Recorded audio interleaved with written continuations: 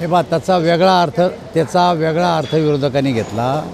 विरोधक आमच्यावर नेहमी सतत आम्हाला विचारतात किंवा हल्ला करतात की राष्ट्रीय स्वयंसेवक संघाच्या सल्ल्यानं भाजप चालतो, परंतु त्यांनी हे सांगितलं की आम्ही आता भाजप स्वतंत्र विचारसरणी आमच्या विचारानं चालतो। आम्ही बार आम्ही काही कोणाला विचारत नाही आहे। एक तर खरं आहे की राष्ट्रीय स्वयंसेवक संघ ही आमची मातृसंस्था आहे, पण राजकारणामध्ये आम्हाला ते काही सल्ला देतील किंवा राजकारणात इंटरफेअर करतील असं मुळीच नाही आहे।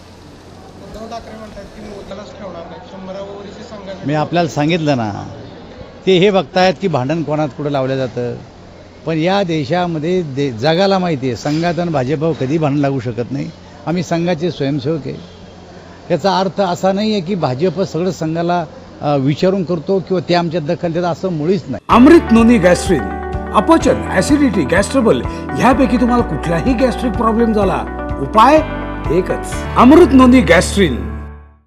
ते त्यांचं काम करतात, आम्ही आमचं काम करतो। प्रकाश आंबेडकर असं म्हणतात की निवडणुकीनंतर शरद पवार आणि उद्धव ठाकरे भाजपला पाठिंबा दिला, असं शक्यता वाटते तुम्हाला? राजकारणात काही होऊ शकतं, जो मरे वो क्या न करे। संख्या जर नाही जमली तर दुसरा पर्याय काय त्यांच्यापुढं, आणि त्यामुळं आम्ही तर काही पाठिंबा मागितला नाही कोणाला अजून, पण तो आता निवडणुकीनंतर निकालानंतर जी काही परिस्थिती निर्माण होईल त्याच्यावर त्यांचं अवलंबून राहील। जर गरज पडली तर तुम्ही?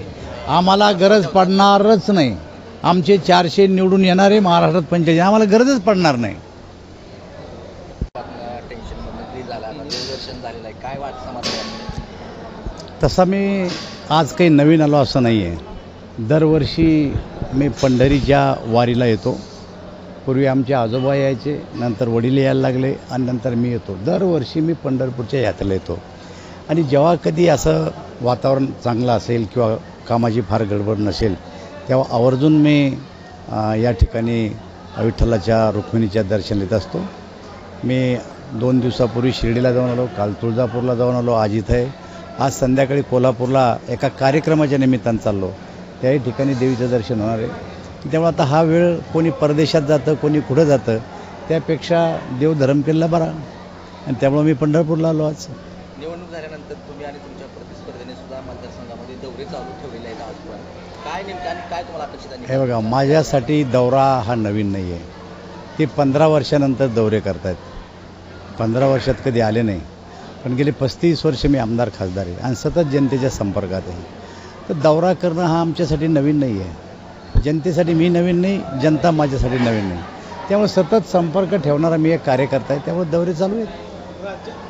मराठ्यांची ताकद दाखवून जे मराठा आरक्षणाला विरोध करतात, आता सुद्धा त्यांनी अप्रत्यक्षरित्या भाजप विरोधात मतदान करण्याचे संकेत दिले होते, आता या पुढच्या काळात कसं? मला असं वाटतं की या देशातला मतदार फार सुज्ञ आहे, आणि असा मतदार या देशाला कोणाच्या हातात दिल्यावर देश सुरक्षित राहील किंवा जगाच्या पाठीवर आपलं नाव कसं नंबर 1 वर 2 वर 3 वर आणेल, ही या देशातले मतदार राजा हा जाणून आहे।